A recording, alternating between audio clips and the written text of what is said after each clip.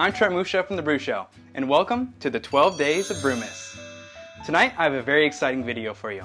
You'll be visited by 12 brewing YouTubers that have a gift for you. That gift is the gift of knowledge. They'll share with you advice and tips that they've gathered along the way to help them become better brewers. This video has really become a labor of love for me, and I'm happy to call many of the brewers on this list friends. And this video is dedicated to you. I wanted to say a big thank you for subscribing and helping me reach 10K. You may recognize some of the brewers on today's video, and I hope that I introduce you to some that you haven't heard of. But there are a ton of great brewing YouTube channels out there, so if you don't see one that you love, be sure to comment down below so I can check them out. But for all the YouTubers that are on this list, I put links in the description for you to go check them out and subscribe. And with that, here's number 1. Let's get started.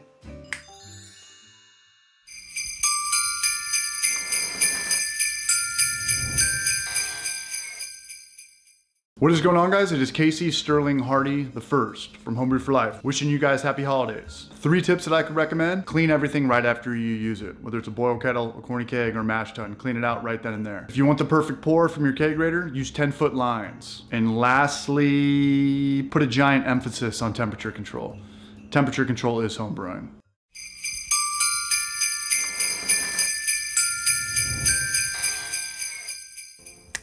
What's up? I'm Peter of the YouTube channel Prost with Peter, where we talk about home brewing and do brew days and do tutorials and even dive into the world of pro brewing a tiny bit. I'm here to offer you a little piece of advice today, which is don't sweat the small stuff.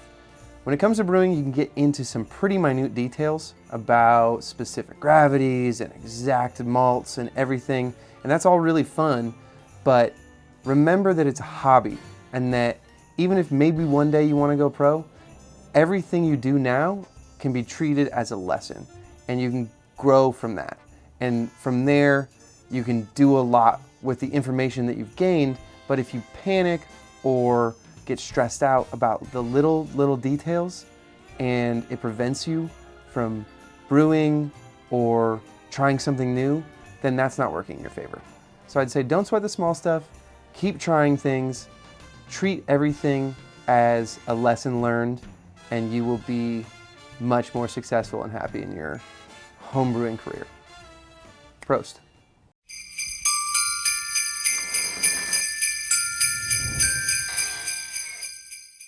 Hey everybody, Merry Christmas, Happy Holidays. You might know me as the Apartment Brewer if you watch my channel, but otherwise my name is Steve, and my single biggest piece of advice is just to simply take notes. It's well worth it to get a good dedicated brewing notebook and write down every single thing that happens during your brew day, because there's always something that pops up and changes slightly during the middle of your brew day, and it's always worth writing it down. There might be a discrepancy between the alpha acid content of the hops you have and the ones that are in your recipe. You also might have to make a last-minute substitution on ingredients. You might have forgotten about something and walked away from your boil for too long. So my advice is to treat this almost like it's a science experiment. Write down exactly what your intentions are with your recipe, write down exactly what happened during your brew day, and it's always worth it to circle back and write down exactly how your beer is tasting, how it's changing, and think about what things during your brew day and during your recipe design process influence the way that your beer is tasting now. And I guarantee you, you're going to learn a ton about your brewing and about brewing in general very quickly if you actually take detailed notes about it and treat it like it's a science experiment. Once again, have a wonderful holiday season, and I'll see you guys next year in 2022. Cheers!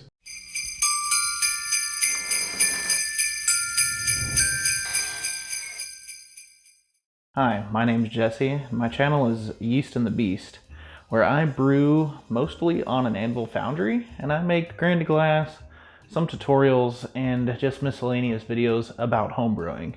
And I've got a perfect tip, because this is something that I had to tell myself whenever I first started brewing, more specifically whenever I started to venture into creating my own recipes, is don't get too ahead of yourself. Whenever I first started trying to mess with some of the kits that I was getting, I was making horrible beer, and it was really discouraging. What I did was I found kits that were known to be good, and I also found some online recipes that were known good recipes. Now I brew those until I figured out my system and how I brew, and how those specific ingredients affect the flavor down the road. I guarantee you're going to brew great beer if you follow those kits, then eventually you're going to be able to brew fantastic beer, creating your own recipes or tweaking known recipes. Cheers.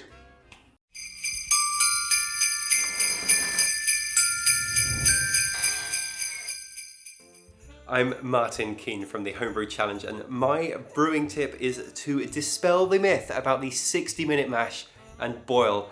When I first started out brewing, I would always religiously mash for 60 minutes and then boil for 60 minutes because that's what the instructions said.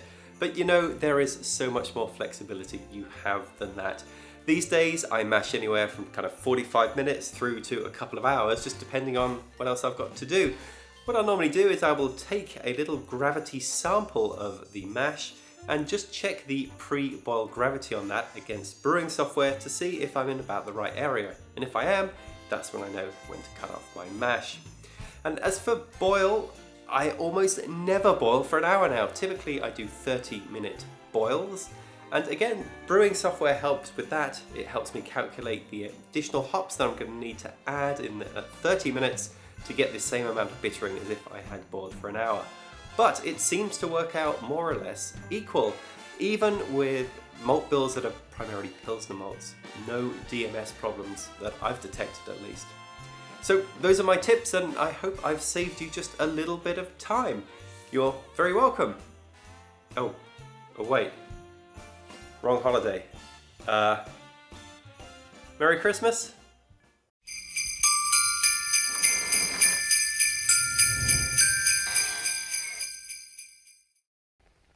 My advice to home brewers is to read up on your yeast.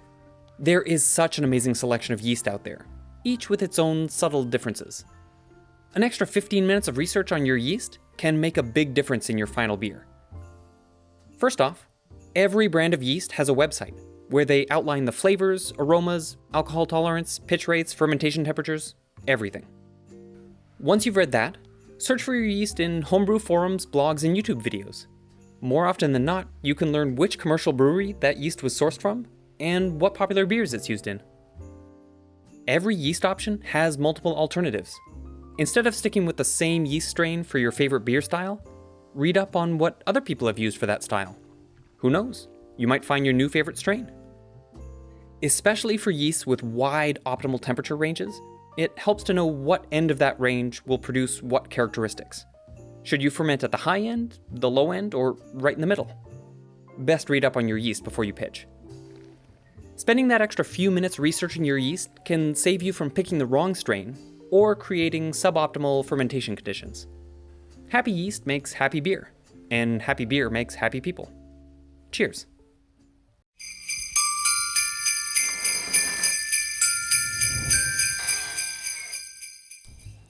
My one tip for new brewers is going to be that process is way more important than any recipe that you're ever going to get.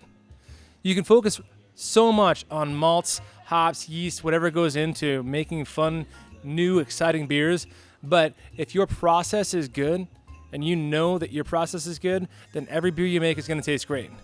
If your recipe is great and you spend so much time figuring out recipe, but you don't take care of your yeast health, your yeast development, your fermentation control, and all the other things that go into creating a good process and making beer, then your beer is going to taste bad no matter how good your recipe is.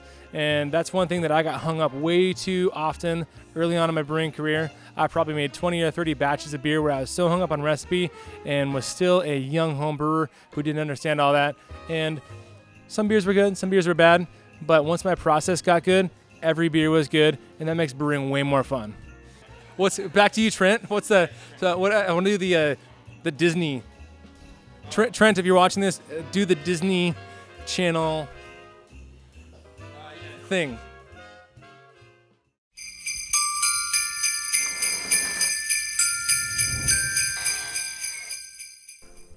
Hey there, BC here from Doing the Most, a brewing channel on YouTube. We mostly make mead, but we do beer and wine and other stuff. And I've got a few tips or tricks or best practices to gift to you for the holiday season. First off, I'm just going to mention polycarbonate hydrometer comes in clutch. Don't get a glass hydrometer. This is one that I just kind of like drive home all the time.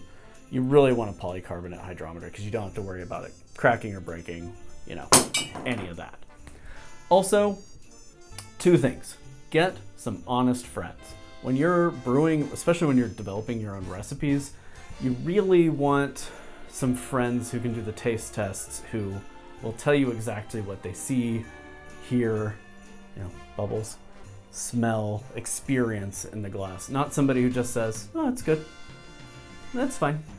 Because that's how you get stuck in the trap of making stuff that you think is good, but other people are actually just being polite about. But piggybacking on that, also brew what you like. Brew to your own tastes.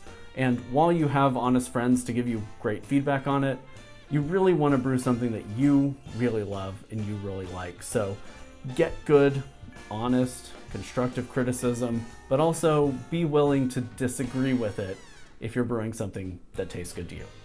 So that's what I got. I hope this is helpful. Happy holidays. Enjoy the winter or summer, depending on where you are in the world, and stay well.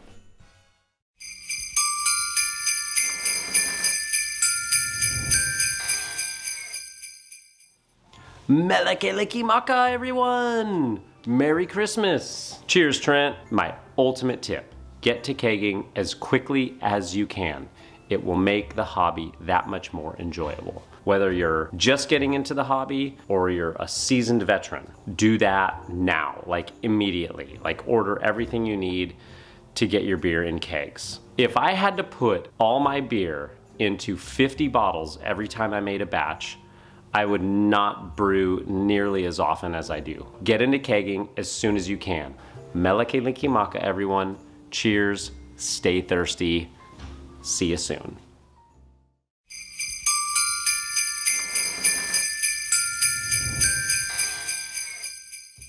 I would have to say probably the best beginner tip that I can give is fermentation temperature control. Yes, I know Kveik is a thing and all that, and those of you that don't have access to some kind of a temperature control can use Kveik and have good results. But sometimes you want a little bit of a nuanced yeast that gives a certain flavor or a phenol profile, something like that. So temperature control is definitely important, especially when you're first starting out. And it doesn't have to be something elaborate like a glycol chiller system or anything like that. It can be as simple as putting your fermentation bucket into another container that has some ice in it and just controlling the temperature that way. So it's really not that complicated. Just try to do something to maintain your fermentation range kind of in the middle of the range of whatever your yeast is calling for, and you'll certainly notice a marked difference in your finished beer. And Trent, congratulations on that 10K milestone. That is really awesome, and hope you have a Merry Christmas and a Happy New Year.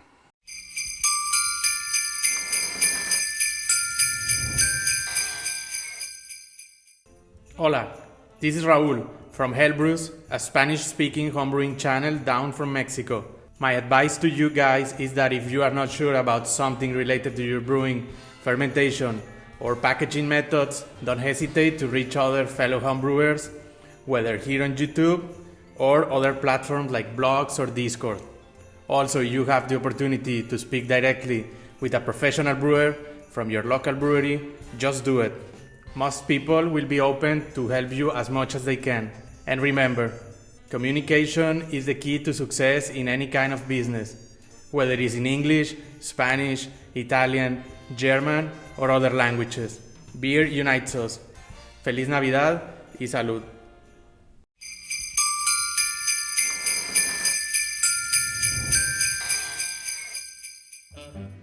And my final piece of advice for you is to reflect on the years past. What are the things that went well for you? And what are the things that didn't go well? Is there somewhere you can improve your processes or maybe things that you've done? And then project to the new year. Set some goals for yourself or things you want to accomplish. Maybe it's a new style of beer or maybe just a new way of brewing. I guarantee that if you do these things, you'll be a better brewer in a year. Right? Thank you to everyone that was a part of this video. From professional brewers to mead makers to animators to filmmakers. I hope that you learned something great from this video. And if you haven't, go ahead and subscribe to all their channels right now.